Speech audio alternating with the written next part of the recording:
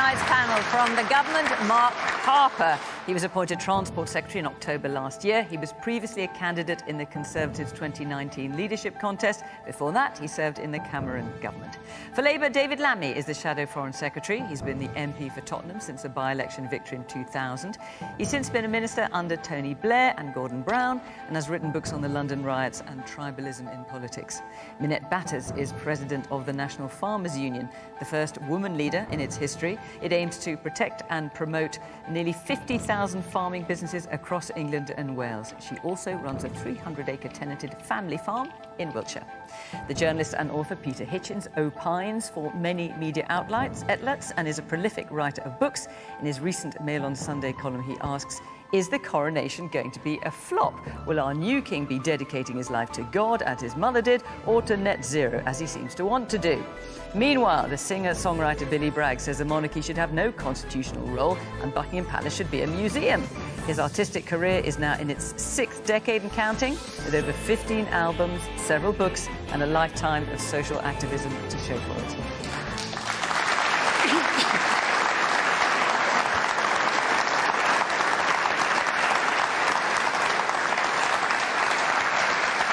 Good evening from Telford. Welcome to our panel. Welcome to our audience here. Great to see you, and welcome to you at home. We're on social media. We're also on BBC Podcast, on BBC Sounds as well.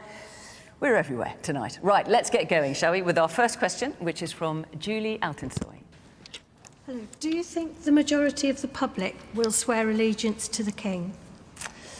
So, Julie, you're referring to this is rather a new development in the coronation on Saturday. So during the Westminster Abbey service, there will be what's been called a homage to the people. So an invitation to anyone to swear allegiance. The Archbishop of Canterbury will say, all who desire, say together, and this is the homage, I swear I will pay true allegiance to your Majesty and to your heirs and successors according to law, so help me God. And the idea is that not only will people in the Abbey say it, but anyone watching at home will say it as well. David. I will. I already have, because as a member of Parliament, you swear allegiance, and I am a Privy Councillor, and Mark and I think, had to sort of kneel on a little sort of bit of cloth and kiss the Queen, the late Queen's ring. So I've done that already. But let me just tell you why I'll do it and why I think my constituents will. Back in 2011, when the riots started in my constituency, it was a horrible, horrible time. I was aware that it was the second time that Tottenham had had riots in a generation. I got phone calls from the then Prime Minister, David Cameron, the Deputy Prime Minister, Nick Clegg, the Leader of the Opposition, Ed Miliband. They all said, could they come to Tottenham? They all came to Tottenham. They never came back. I also got a call from the Prince of Wales. I asked him if he could come. He said he was sure he could come. And I said, will you come back? He said, of course. He came back 5 times. He bought the Prince's Trust. He bought the Prince's Foundation. He was there for the community, and it meant that the stigma that can sometimes attach to an area that has riots did not attach to us. For that, I am grateful. I think he'll make a good king, and that's why I'll be swearing allegiance. Billy. Well, I'm not sure it's something that everybody's even going to watch. I think the royalty is a little bit like the Grand National or the Cup Final. When it's going on, when things are happening in the Jubilee, people tune in. But the rest of the time, I don't think it's something that really affects their lives. So the idea of having to swear allegiance or being expected to swear allegiance, because the message I got was from the front of the Daily Mail, where their headline was, we are all invited to swear allegiance, with the word all heavily underlined. I got the impression from that they were like kind of leaning into, you know, everybody should have to do that. And I think... Well, you don't have to do it. No, of course you don't. But the implication from that headline was that perhaps the Daily Mail, anyway, expected that people should have to do that. And I think the monarchy, as its place in our society, isn't that kind of place where we have that kind of fealty, because it isn't, you know, a thing of fealty. And I feel pledges of allegiance, perhaps, that's something that is probably something that really belongs in Game of Thrones rather than in a modern democracy. So I won't be pledging my allegiance to the new king. All right, let's hear from someone else. Yes, the woman there in the yellow top. I think it's a very personal choice. As you said, you don't have to pledge your allegiance. There's no legal requirement. It's personal. I personally have no problem with it.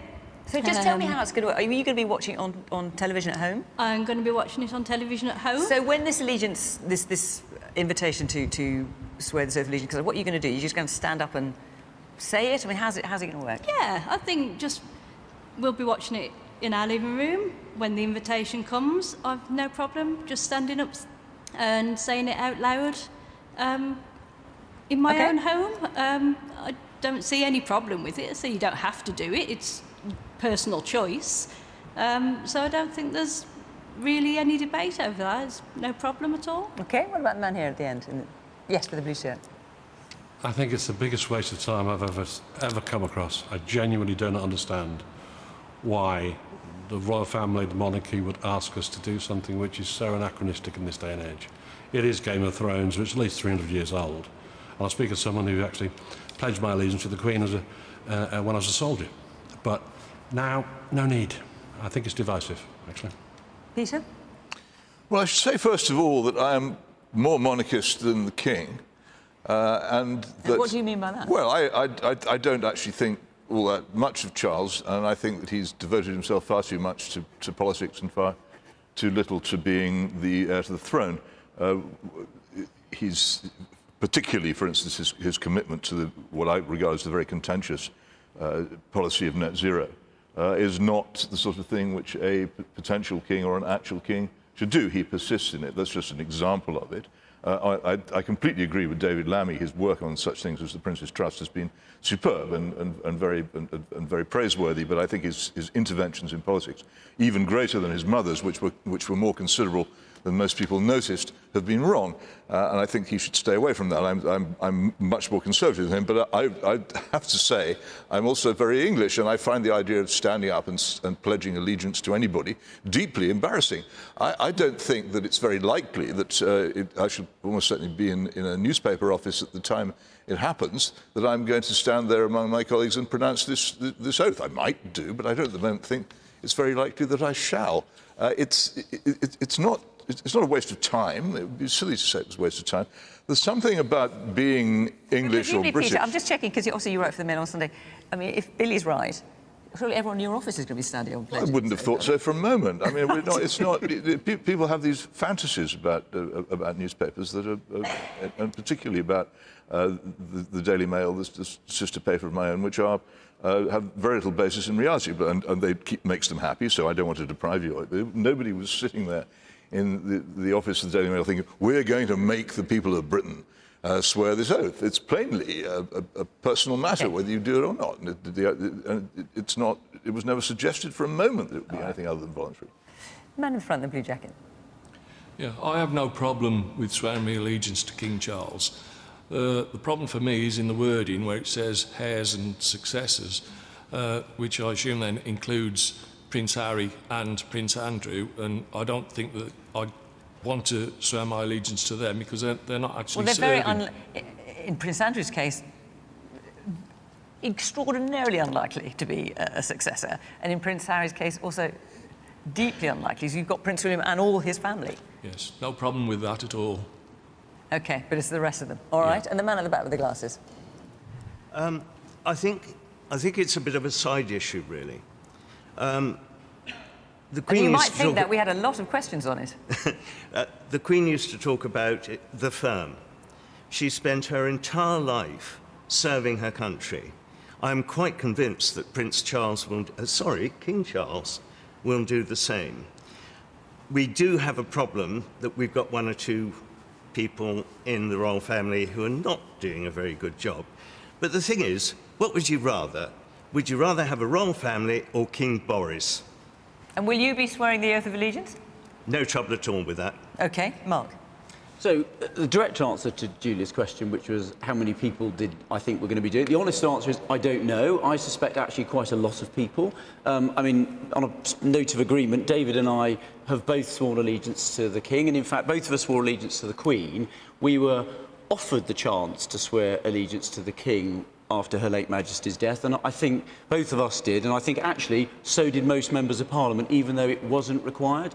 So I think actually a lot of people will do so because they want to, in the same way that I think people were rather surprised and pleasantly surprised by the huge number of people that queued and walked through Westminster Hall to pay their respects to Her late Majesty. And I think and the King... do you think, Mark, when you hear, for example, the gentleman there saying, actually, I think it sounds a bit Game of Thrones and anachronistic, I mean, this is obviously a new thing for the coronation. Normally it's the peers who swear this oath of allegiance. Now, we're all being asked to do it if we want to.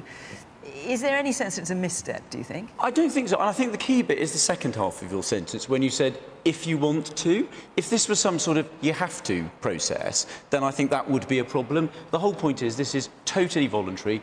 Most people will be watching the coronation, I suspect, as that lady said, at home, in the privacy of their own home, and they can choose what to do. And I think a lot of people will choose to do so, but because we live in a free country, if you don't want to do it, you don't have to. And I think that's fantastic. Give people the opportunity, allow people to participate in the coronation.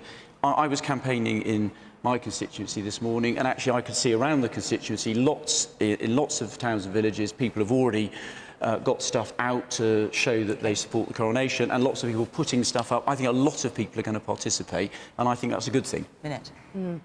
Julie, I don't want to get in the way of a clap for the... absolutely, I will be swearing allegiance, and I think, you know, this is trying, I think, on the King's part, to give everybody a voice. I mean, everybody... We're a democracy, freedom of speech is incredibly important, and people will have different opinions. But this allows people to say, actually, we really do want to support you.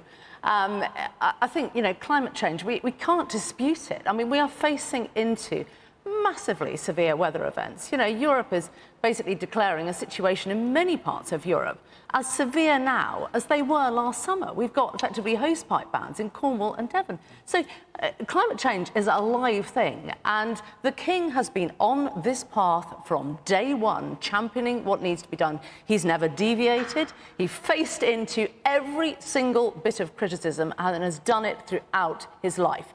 I mean, obviously now he doesn't have the voice, but I know he has the passion. I had the opportunity to meet him when he'd just come back from Australia because he wanted to know about the people that are farming this country and how they are. He cares deeply and passionately about the people that farm the land, about nature, about biodiversity, and about how we drive change, not just here, but globally. And my goodness, we need to. So everything he stands for, I do applaud. OK, I'm going to move on. Before I do, I just want to tell you that next week we're on the south coast in Bexhill-on-Sea, and the week after that, Question Time moves north to Fort William in the Western Highlands. So if you'd like to come along and be part of the audience for either of those programmes, go directly to the BBC website, bbc.co.uk/questiontime, and you can apply there. And also all our future locations are there, so you can see if there's any other programmes you want to come along to. OK, let's take our second question from Stuart Bradburn.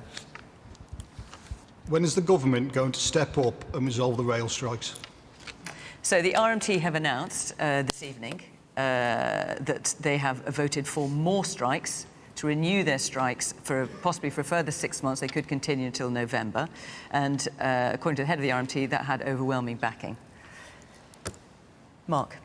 Thought you might come to me first. Well, look, when I became Transport Secretary, I thought it was helpful to sit down with all of the leaders of the rail unions, which I did, to try and change the tone of the discussion. And I made sure that they were able to be given fair and reasonable offers. And the Network Rail offer that went to the RMT's members was overwhelmingly supported, not my words, the RMT's words, 90% turnout, 76% in favour. Now, the vote that's taken place, the result that's been declared today, is about renewing their strike mandate. It's actually the wrong question.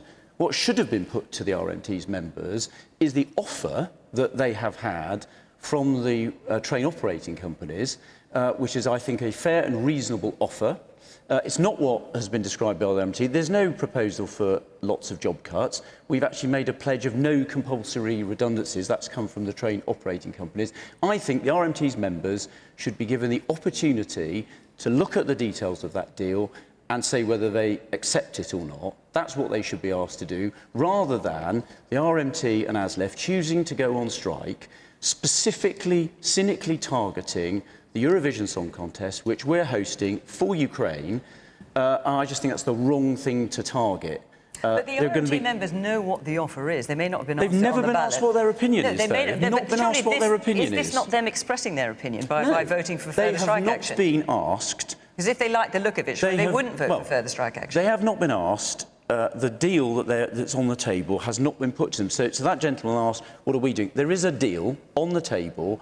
I think, maybe this is slightly old-fashioned, the deal should be put to the members and they should be asked whether they want to accept it. When the Network Rail deal, which is broadly the same value, was put to the RMT's members, it was overwhelmingly accepted, which I think suggests that the members thought it was a fair and reasonable offer in the circumstances. And by the way, they're going to put themselves out of work. The rail industry's finances at the moment are unsustainable. A lot of people are not using the railways post-pandemic. The numbers don't add up. I want a thriving, successful railway with good jobs for the people that work in the industry. That's only going to happen if we can encourage more people to use the railways, have a proper 7-day railway that operates every day of the week. OK, briefly. And I think that is what's required. When are you going to resolve it? Well, look, when can we expect the railways to be working normally? I think they should put the offer. There's a fair and reasonable. I know you said there's a fair and reasonable offer. How long do you think this could go on for? There's a fair and reasonable offer on the table. You've made that point. They should put it to their members. Well, they should put it to their members. So you can't say. They should. You've no idea. It could go on. The offer's been made by the train companies. The ball is in the RMT's court to put it to their members. David. Well, none of us want to see Eurovision disrupted, FA Cup disrupted. But I noticed that when Mark spoke, he said that when he came into the job, he got round with the unions. What we're hearing is that he hasn't done anything since. And the negotiation means you've got to be in perpetual discussion. This is a strike that has now gone on for over a year. It means it's a failure on all sides, where you cannot come to a resolution after a year. So, of course, you've got to roll your sleeves up. And you don't get to sit on the panel and pretend that you're a union boss. You're the Secretary of State. But there's an offer on the table, David. You can't tell them how to... The point is they've rejected the deal. Get round the table with them, discuss with them, meet them halfway, understand that we're living in tough times. Public sector workers are struggling, really struggling. They're going to food banks and other things. Meet them halfway and let's get rid of this strike. David, train drivers get paid an average salary of £60,000. They're not going to food banks. They should put the offer that's on the table to the members of the unions. There is a fair and reasonable offer on the table. The RMT doesn't just represent train drivers. But as Lef is going on strike as well. The point is there is an offer on the table. And all I'm saying is I think that should be put to the members. Now, if the members reject it, then fine, there'll have to be some further discussions. But there is a fair and reasonable offer on the table. An equivalent offer was accepted overwhelmingly by the RMT's members that work for Network Rail. That's what I think should happen next. The woman here. That's the second time in a week that you have said about the strikers letting Ukraine down. I think the government are letting Ukraine down. And as for them earning £60,000 a year and not going to food banks, how do you know that? How do you know they're not going to food banks? Well, I think if you're earning £60,000 a year, which is twice what the average salary is... Really? Yes. They're not all earning 60 grand train a year. drivers. I was talking about train drivers. The average salary as a train driver is £60,000. The offer that's on the table, that they haven't been asked about, would make that average salary £65,000 a year. Now, I don't think that is ungenerous, and I think they should be asked whether they want to accept the offer. The man in the black top at the side of the... Well, yes, exactly, you. I think you've just got to put it into context. Like, nothing works. So it's not just the trains, is it?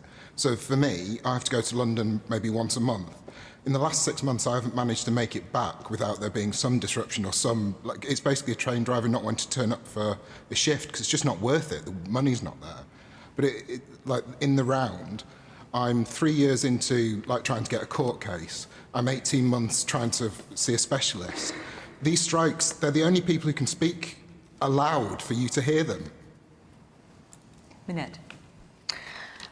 I think, I'm sure everybody in this room has been massively disrupted by the strikes. They have gone on for well over a year. I can remember my 18-year-old son last year booked concert tickets, and we had this ghastly, is it going to happen, isn't it going to happen? In the end, it did happen, and it was a complete nightmare, and that has gone on and on and on. I'm completely with the Minister that why wouldn't you put it to the members? Put it to the members. If they vote against it, well, fine, but if they accept it, they should, I'm sure, have a say. But for everything, whether it is the NHS, whether it is our trains, I've had 3 journeys this week where I've been standing for well over an hour, standing room only on a train, and it's really, really difficult. So we desperately do need it resolved. Billy?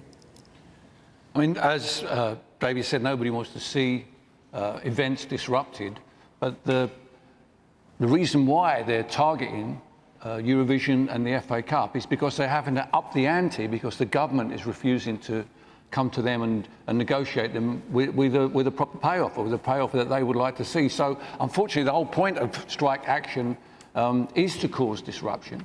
And when you see who else is also on strike at the moment, the RCN, our teachers, I mean, these are absolute people who are fundamental to the running of our society. And they deserve, in times when they feel that they're not getting proper remuneration, they have the right to go on strike and speak out. And as the gentleman up the back there said, you know, they're among the few people whose voices are heard, where government ministers do have to pay attention to them, where everybody else who is suffering, or everybody else who's going to food banks, have to keep quiet. So they have my support. I hope it can get resolved. I'd love to see it get resolved before Eurovision and before the Cup final. But, you know, people have a right to go on strike, people have a right to speak out, and I support them 100%. OK. Yes. You were the very top, yeah. If they're not taking your offer and you're saying that you've already given them one, why wouldn't you sit down and talk to them again? It's obvious that they don't want what you've offered them. Why wouldn't you give them more? Well, my question is that the union executive won't put it to their members. Now, look, if they put it to their members and the members reject it, then you might have a point. The members of the union, the people the executive is supposed to work for, they've not been asked their view. Okay. And when they had a similar offer with the Network Rail offer, it was accepted overwhelmingly. So I said, put it to their members, ask their view. That's all I'm asking. Well, it's not. No one's asked them. You can't just assume that they don't want it. I said, put it to a democratic ballot and ask them what their view is. That doesn't seem enormously controversial. Peter? I'm sure the Minister will correct me if I have any of this wrong. It's been a while since I've looked at this dispute. But the first thing we have to recognise in all these pay disputes is to ask the question, who's doing the pushing? Whose conditions have been changed by whom? And everybody in this country who's at work and paid at the moment is being pushed by inflation and a rising cost of living. The wages which they had 2 years ago are not the wages they have now. They're worth considerably less. And under those circumstances, people who have the power to try and get back some of what they've lost from inflation can be expected to do so, and the railwaymen are among us. I wish the Minister would stop referring to train drivers and what they're paid. Obviously, they are part of the dispute, but most of the people who are taking part in it are not train drivers, and they aren't paid anything like that. And it's silly of him to keep saying that, because it muddies the waters. I don't know how best you can compromise. My own view of British governments and the railways has been for many years that it's the government which causes far more disruption to my twice daily travel on the trains than any union has ever done. The failure to maintain the ludicrous experiment of privatisation, which largely wrecked the railways, the constant track circuit failures, signal failures, and other things, which and currently I can't even get to work properly because a bridge has collapsed on my way to work. This is not a well-run, seriously invested service, and it's not taken seriously by the government, which runs a Ministry for Roads with railways tacked on. But I am not convinced that all justice in this is on the side of the government and the employers. And one of the reasons I'm not convinced of it is because people like the Minister keep saying it's all about train drivers when it so patently isn't. People are facing, as I understand it, the actual compulsory loss of jobs in they're not. No, that's not nobody true. at all. That's not true. That's gone completely. There's no requirement for compulsory. There's no compulsory redundancy. No, one of the things that's been offered by the employers is no compulsory redundancies. And that's when the agreed union now, has said that there are going to be lots of job loss, that's simply not true. So we're not going to see, for instance, as I'm told, lots of ticket office staff disappearing in the coming years. No, the whole point about... So 5 years from now, when I go to my local station, it'll be the same ticket office staff as right now. No, the whole point about the ticket office staff is that only 12% of people buy tickets now from ticket offices. So hang on, we want the ticket office staff out of the ticket offices in the stations, properly able to support passengers. They'll still have jobs, is that what you're saying? But they just won't be sat in a ticket office not selling tickets to people. Most tickets are now sold online or from machines. People do not buy tickets from ticket offices. It's not how people do it anymore. Well, you're looking at someone who bought a ticket this morning at a ticket office. But you're one of the 12%, Peter. I mean, 90%, lots of people. No, most people do not. Lots of people prefer it, but it's part of the issue.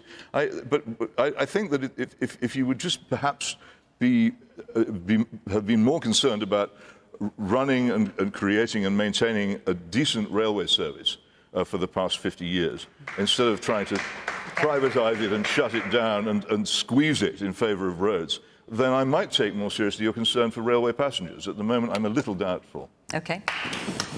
Let's take another question. From Mick Murphy. Where are you? With Keir Starmer reneging on his commitment to abolish tuition fees, why should anyone trust any of the Labour Party's policies? David, obviously you want to answer this. I'm going to come to you in a minute. Billy. Yeah, it's very, very disappointing. I mean, I'm a Labour Party member and I voted for Starmer in the election on the pledges that he made. And so far, he seems to have rode back from almost all of them. You know, I wasn't really expecting just continuity Corbyn. I was expecting the best aspects of what Corbyn and particularly John McDonnell had put forward to come in to inform Labour policy. But it seems since then that he's been, rowing back towards the centre ground. And I don't know what the thinking behind that. I mean, it seems really foolish to have this argument just a couple of days before the local elections to give everybody the opportunity to have this debate, as it has been in the newspapers. I don't really understand the thinking behind that. But I think it's absolutely key that the Labour Party doesn't take for granted the huge leads it's been getting in opinion polls. I don't think those kind of things aren't going to, the election may be sometime later next year. I'm not sure that those kind of numbers are going to last that long. And if it comes down to personalities, which unfortunately politics does these days, I think a lot of people still aren't sure who Keir Starmer is and what he stands for. And I think that's going to be a real problem for the party. And it sounds like you're not sure what he stands for. Will he get your vote? Well, where I live in West Dorset, tactical vote is the best way to get a change of government. So that's something I'm going to have to consider when the time comes. So he might not get your vote then? Well, he might not. No, as I say, tactical voting. I think in an electoral system like ours, which is first past the post, winner takes all, if you really want your vote to have some meaning, you have to think very hard about voting tactically. So, as I've done in the past, I may do that again. Mark. Well, there's two things. There's the view about Keir Starmer and his flip-flopping on issues, and then the second one is the substance of the issue. So, I mean, on the promises thing, he is all over the place on lots of things, and people will have to take a view about whether they can believe what he says, and he'll say things before an election, and they'll have to worry about whether he sticks to it afterwards, and whether he gets pushed around. Well, as I'm sure you're aware. I mean, for example, he pledged to charge people £10 for missing a GP appointment. He then changed his mind about pretty sharpish. He wanted to allow fracking with local consent. He's now banned it. I mean, there's a list of things that Rishi Sunak has changed his mind on as well. He'll have been Prime Minister for a big period before the election, and people will better look at what he's delivered and they'll be able to make a judgment about it, right? So I think I'd be very content, as I did last summer, pushing my arguments in favour of the Prime Minister based on his record. On the tuition fee substance point, I very strongly support them for this reason. I come from a working class background. If you look at Scotland, where they don't have charge people tuition fees, if you're a working class kid in Scotland, you've got much less chance of going to university and having the opportunity of higher education than if you come from the same family in England. I want to make sure that as many young people as possible who want to can go to university to have the opportunities, and actually a system that we have now is one way of maximising that compared to not having it. So I fully support the policy, but I do think the flip-flopping is going to be a problem for the Labour Party and Keir Starmer. So, David, first of all, your answer to the question, why should anyone trust any of the Labour Party's policies, and particularly what Billy had to say. He was a lifelong Labour supporter, but is not at all impressed by what Keir Starmer has done, particularly on this. Well, look, it's clear to me that the current system isn't working for students, it's not working for universities, it's not working for employers, and we do need to change it. Keir Starmer did make commitments. He made them a few years ago, before the pandemic, before the problems we've had in our economy as a result of Ukraine and a result of Liz Truss and Kwasi Kwarteng. And there are two kinds of leaders you can have. You can have an ideological leader that pursues a budget despite everyone warning her against it and virtually bankrupts the country and certainly drives our mortgages up. You can have that kind of leader.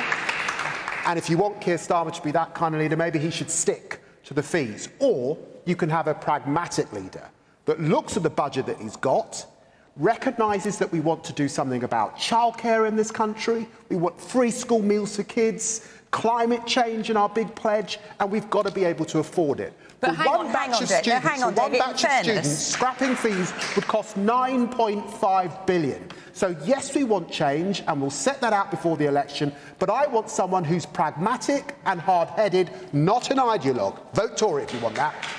So Keir Starmer made 10 pledges during his leadership campaign. And as you say, you want something pragmatic, who could recognise the state of the economy. But when it comes to supporting nationalisation of rail, mail, energy and water, they were always going to be hugely expensive, whatever state the economy was in. But that's what he pledged to do, and he's now rowed back on all of it. Look, we're committed on rail, but you look at the envelope you've got and you present to the country, I think, a fiscally costed plan, and that is what the public expect us to do at the next election, and that is what we will do. And look, you know, for me, being in politics, to change people's lives has to be about power, not about sitting at a university and studying politics or the theory of politics.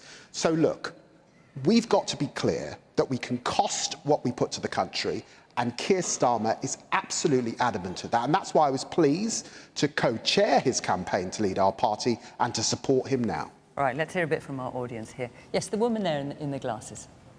Hi, I feel very strongly that until political mandates are made legally binding, every party does what they want to do. They back out of what they've said they're going to do, and it's across every single party. OK, and the man there in the, what have you got, maroon top on, I think, yeah. I think it's just a matter of when it comes to the Labour Party lead, they had, the assumption was after Liz Truss's government that they had such a big lead that they could start looking towards an election and pushing for a general election, which would actually... so they started laying down plans, and then because Rishi Sunak's took over, they've gone to a place where they thought we need to hold on and rethink some of the plans that we've issued, because our lead might not be as big as we initially thought. The woman there in the blue dress. Yeah, I think we're putting politicians in a really difficult position where actually if they're saying one thing and they recognise that they can't do it anymore, they're no longer allowed to say, I can't do it. So I don't really understand what expectation we're giving them when, even if they understand they have to be honest, we're not allowing them to be. And I feel like that's what's happened in this situation. So when you see, I mean, you had the woman there saying, you know, what's the point of pledges? That you know, they might stick to them, they might not. As far as you're concerned then, if a prospective leader makes a pledge as part of their election campaign, it's a wish list rather than a pledge. And I think the fact that they've made that pledge before people have gone to the polls to decide whether they should be leader is the honourable thing to do. I think had people gone to the polls, voted for them, and then they backtracked, then I think there's a different question to be asked. But the fact they came out with it and said it openly and honestly actually is something to be admired. OK. Peter. Well, I agree with that. It's perfectly sensible for a leader of a party to pull out of a pledge before the election. He's obviously haunted by what happened to the Liberal Democrats and Nick Clegg when they made the pledge, went into the election and then backtracked, so you can't blame him for that. I think what really needs to be examined in this country is the unaffordability of the crazy university expansion programme, which was begun by John Major and then accelerated by the Blair creature, into a ridiculous raising of the national school leaving age to 21, and the creation of huge numbers of new universities and the propelling of people into university courses, which in many cases aren't doing them any good.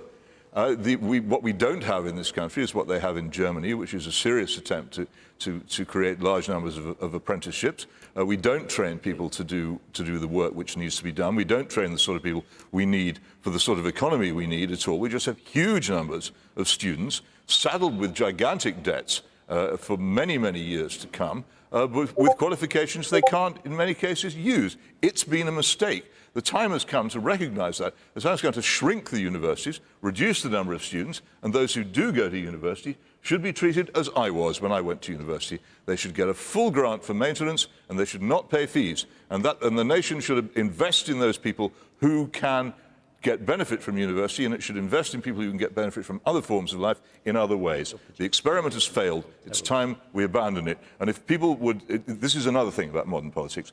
We say we want politicians who think and who change their minds. When a politician changes his mind, he's accused of a U-turn and mocked. When a politician actually thinks out loud in public and says anything original, he's accused of making a gaffe and is surrounded by people on social media howling at him or her for what they've said. We actually need, if we want proper politics in this country, to have people allowed to think and allowed to change their minds. OK. Woman there in the orange top. The woman behind you. Yes, the woman there. Yes.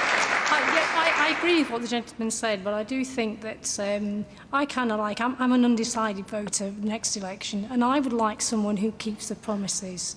And I think, regardless whether you're Conservative, Labour, Lib Dem, whatever, it would be a nice surprise for quite a lot of the electorate, I think, if we had a politician who actually kept the manifesto and, unfortunately, didn't lie or lead the truth, because I think that would gain a lot of support from people like me, for sure. OK. So, Minette, the question is, with Keir Starmer reneging on his commitment to abolish tuition fees, why should anyone trust any of the Labour Party's policies? Well, I've worked with 3 different prime ministers in the last 12 months, and they've all, from the same party, had different priorities. So it happens. I think you've only got to look at the national debt now, leaving the EU, global pandemic, war in Ukraine, a national debt the size that we have. It is simply unaffordable right now. What we need to see is a really clear policy framework for young people right the way through primary, secondary, into the workplace. Apprenticeship levy being wasted in many cases right now. That could work much better. We need, I think, a radical rethink for the young people in this country as to what the policy framework is going to look like, and then politicians, as you say, need to stick to it. OK. Let's move on. I'm going to try and get through quite a few questions this evening if I can. We've got a question from Don Cockman. Don Cockman, where are you? Great. As the godfather of artificial intelligence has quit his job last week, warning about the growing dangers from developments in the field, should we all be worried about it? So, Don, what you're referring to, as you call him, the godfather of artificial intelligence, this is Geoffrey Hinton, who has spent almost all his working life developing artificial intelligence and neural networks and won many prizes for it. He has resigned from Google, where he's worked for a long time, saying a part of him now regrets his life's work on artificial intelligence. He warns that it could become more powerful than humans in the not-too-distant future, and the average person will not be able to know what is true and what is not true anymore. I just want to show you something that was created by artificial intelligence regarding Donald Trump. So let's have a look at this. Now, we all know Donald Trump is in some considerable trouble over payments to a porn star in America, and there's a court case going on. Now, this picture was generated by artificial intelligence. This is not Photoshop. This is generated by artificial intelligence and was put out on the net, supposedly showing Donald Trump being arrested. In fact, that is not what happened. Peter, what do you think of that, and what do you think of the question? Well, I think the internet is terrifying enough already, actually. It's perfectly possible to spread things which are not true and suppress things which are true in very effective ways. And almost anything which happened before about the turn of the century is very difficult to find out about at all. And for those whose lives have begun since the great change to the electronic world, they just simply can't find out what happened. So it is bad enough. And I think if someone as deeply involved in artificial intelligence as this person is ready to say, we've created a monster, it keeps me awake at night, I cannot sleep, I'm not sure what we've done, then we should be deeply worried. The thing which concerns me is I'm not at all sure that we know how to stop it now. Which is the point he makes as well. Yeah, we don't. How do we stop it? But I think the damage that's already been done by the electronic world is huge and very frightening. I find it worrying all the time, simply trying to both discover and get across information of the kind which the World Wide Web doesn't necessarily agree with. You feel a sort of force trying to prevent certain things being said, and a sort of force trying to prevent you finding out certain things, because it's got an opinion. And if that opinion becomes as solid as artificial intelligence will make it, then it's very dangerous. Minette. I mean, in terms of, artificial intelligence is used in agriculture. It's probably not necessarily something that everyone would think about, but it's already being used in agriculture, isn't it? Oh, massively, and scaling up. So the ability to, we've been so reliant on the human hand for picking our crops, the dexterity of being able to cut, pick, pack, and automation effectively can take a lot of that out. And the technology is really, I think, gathering pace, but it is totally reliant on human input in order to allow these robots to speed up. So we could still probably only pick, the human hand is picking 10 strawberries where the robot is picking 1. So there's quite a bit to go before it will get to the level whereby we don't need any people picking our crops, and a robot can effectively do it for us. So that technology is live, and there is huge opportunity within that side of things. But I absolutely agree with Peter. You know, it feels quite a frightening moment that it is unregulated. To a certain extent, the IP on all of this, it is all happening, a lot of it behind closed doors, because it is so sensitive. Of course, it is because such a great strength in commercial reality. So a lot of it is behind closed doors. It's very competitive, because actually if we can take people out completely on that side of things, it of course brings cost down. It's going to cost a fortune to get there, though. Driverless vehicles. We've got the ability to actually, have our fields managed with driverless vehicles. The regulation on that at the moment, is probably not matching the technology that is available, but the cost is enormous. So, Mark, should we all be worried? Well, Geoffrey Hinton, and he should know, he is worried. What is the government doing? How can you keep up with all these developments and all these kind of super geeks in Silicon Valley? Well, look, I think, first of all, I don't think you can't uninvent technology, right? So these things have been invented. There are massive benefits, potentially, for people from them. I'll just pick one example. In medicine, for example, there's a real opportunity for AI to be much better at looking at scans, for example, and detecting cancer and other diseases much, much earlier than people can, with some real breakthroughs. So there's some massive opportunities, but you have to understand it, and you have to shape it, and you have to look at how you regulate it. And it's one of the reasons, and actually one of the big opportunities for us. It's why we've just put £100 million into developing these big foundation models, so that Britain can be one of those countries at the front of this process, not just regulation, or developing it? Not just at developing the technology, but also thinking about how you regulate it and how you shape it. But is it realistic for governments to do it alone? Surely this is a global issue. How are you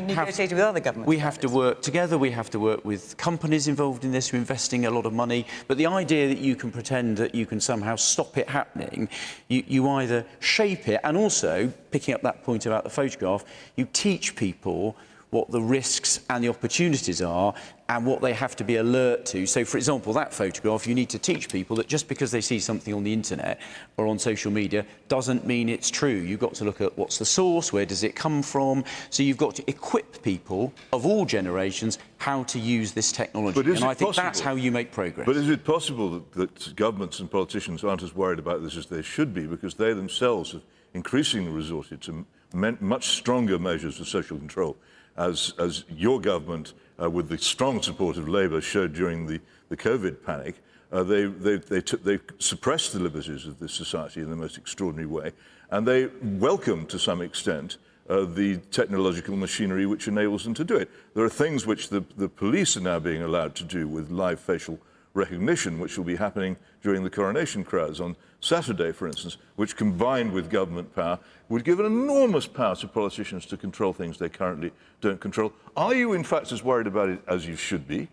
Well, I think we do need to be concerned about it, but you have to. I don't think you can just stop it happening. So I think we should listen to what this. But I don't think anyone here is suggesting stopping it happening. We're talking about regulation. Yeah. So you listen to what the guy said who's been involved in it. You listen to the concerns, and you look at how you shape it and how you regulate it. And I want Britain to be a country where this sort of technology is developed, where we're at the front of this process. We help shape it. Massive economic opportunities. Minette just talked about one.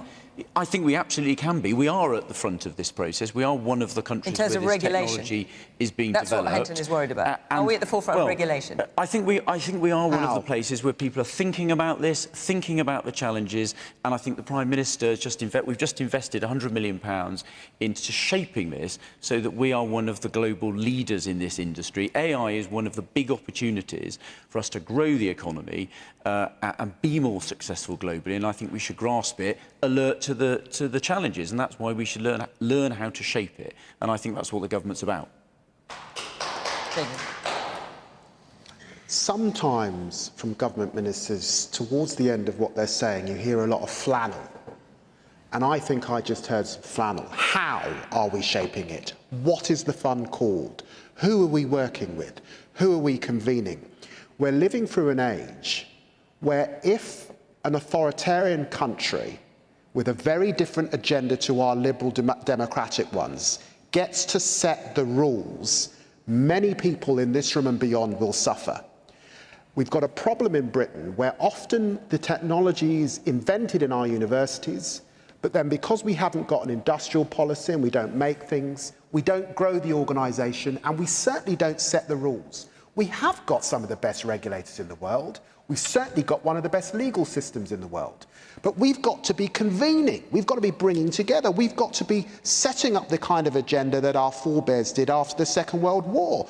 This is going to transform the lives of not just us, but our children and grandchildren. And the scale of the ambition that's required, I'm afraid the government is not living up to that. We're nowhere near where we need to be. And does Labour have a plan? Look. No. When we were in office, we continued to invest in science. You have cut the science budget. We believe in industrial policy. We don't have one. Yeah, but in terms of we were just talking about... which is what Geoffrey Hinton is talking about. He's saying that most governments don't understand this, they don't know how to start with it, and they're not regulating. Regulation isn't a partisan issue. We do have in the Financial Conduct Agency, in intellectual property, some of the best regulators in the world. But the point is, you have to convene.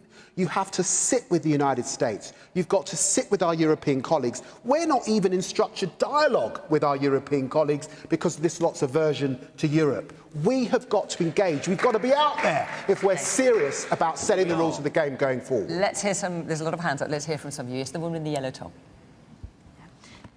I worry about AI at a very basic level of how it's changing us as humans. I mean, we talk about the World Wide Web and all the advances of the internet, but you can't even walk into a shop now and be served by a human being. You've got to do it yourself. You're being spoken to by a screen, basically. We ask our Google Assistant, our Amazon Alexa, to turn our lights on, to turn them off. We can't even get up and flick our own switches anymore. So I worry, even at that level, it's changing us as human beings and the way we act and interact with each other. How is that going to be even more... How bad is it going to be the more this technology advances for us as people? And the woman behind you there, yes. I'm with Peter. I'm really concerned that we're not taking regulation steps. We look at Russia, we look at China. They can access through AI. That really is badly already affecting our economy and the strength of our country. If we're not careful, this could lead us to a rather nasty Third World War. The man there in the olive green top, yes. Yeah, with China and America leading the world in AI, surely what we do in Britain will not put the genie back in the bottle. They'll be competing on the economic and military front to try to beat each other, and we'll just be watching from the sidelines. Well, it's interesting you mentioned China and America because we have the third largest tech sector in the world after those two countries. So we're a big player in this industry. But the USA and China already have it. specific AI regulatory laws, and when the government looked at it, it decided that it was not going to introduce specific regulations for it. So they're doing something that this government is not. We're actually leading on the whole point people have mentioned about regulation. Just at the moment in Parliament, we're just at the tail end of getting the online safety bill onto the statute book. No, I know, but this is about how you regulate things. That is a world-leading piece of regulation about how you shape technology, and we're at the front of that process, not at the back of it. And I think this is a massive opportunity for us, and I want to grab it, and I want to take advantage of the opportunities for the country. And I think we are in that place, and say that's why we've just invested £100 million into helping to shape these foundational models, which are the basis of AI. And I think the Prime Minister is very keen that we grasp those opportunities. I mean, as well as the geopolitical concerns which you've raised, there's also concerns about it taking people's jobs and how many jobs might be lost through AI. So, thinking about who is on the panel. So we had a journalistic example with you, Peter, with Donald Trump. I want to think of an example in the music industry, Billy. So everybody, just listen to this for a few seconds.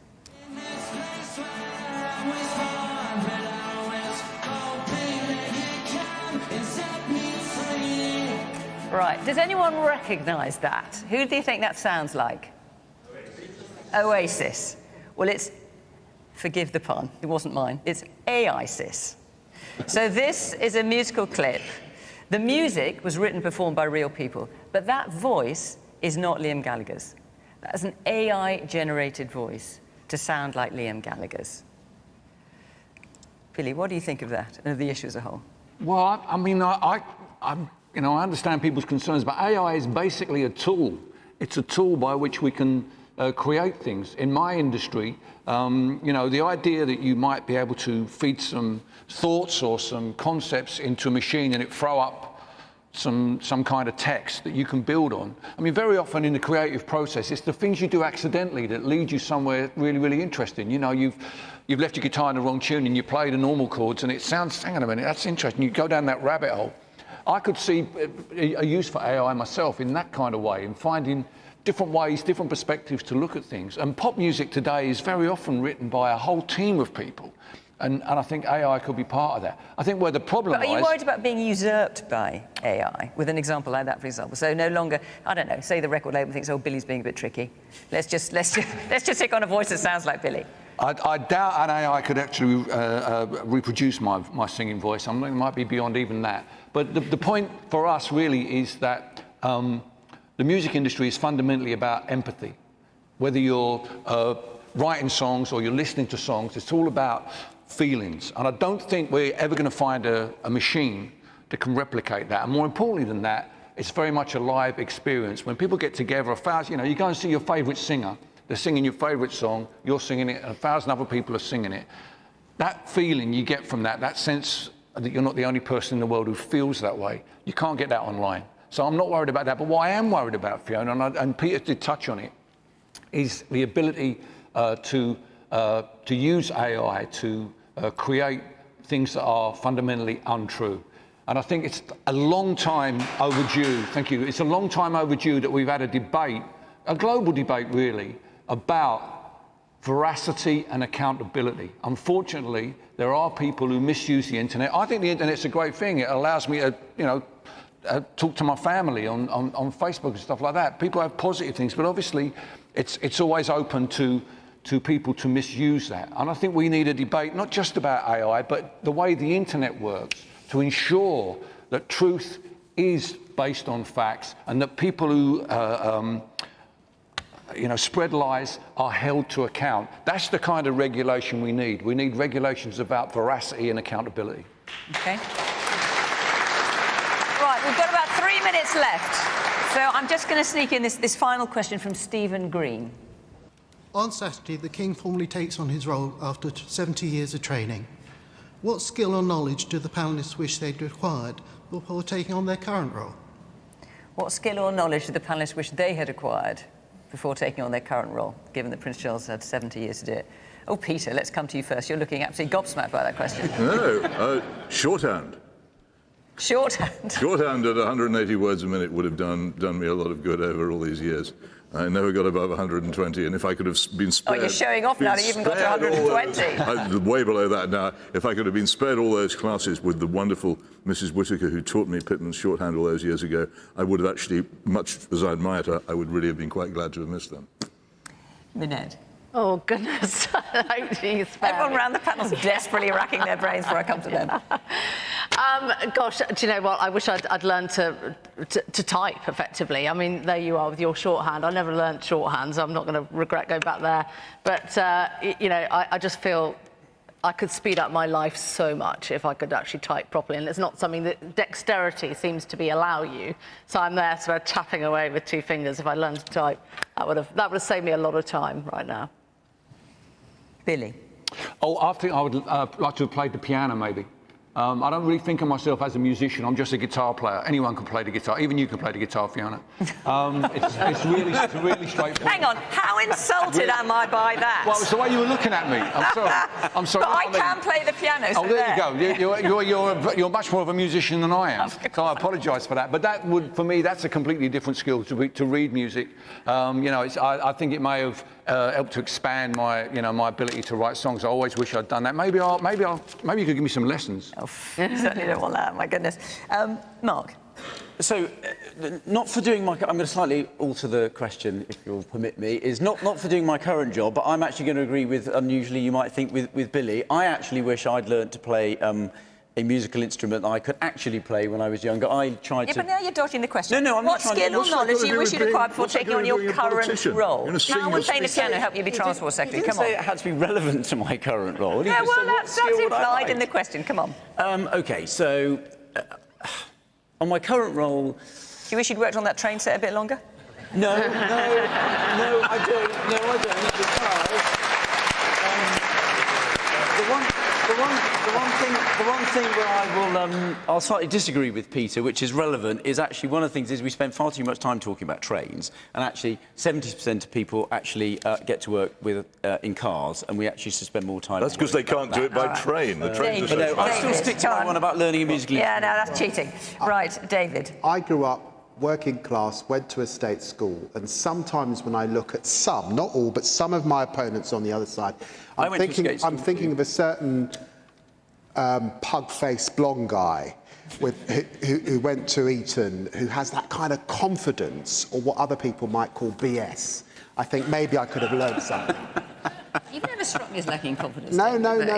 When I got to the Commons, I was pretty scared sometimes. Yeah, no. Because when you're working class, it takes a while to have the confidence that what you're saying means something and matters. And I'm now proud that I was raised by a single mother, that I know what it means to come home and not have food in the fridge, and all of those things, and I can stand up with that confidence. But it took me a few years. You've got imposter syndrome. Boris Johnson never had imposter syndrome. OK. All right, we're going to end on that note. Thank you very much. That's it for this week. Thank you to the panel. Thank you very much to all of you for coming along this evening. And thank you, of course, to you at home for watching. From Question Time, until next week, bye-bye.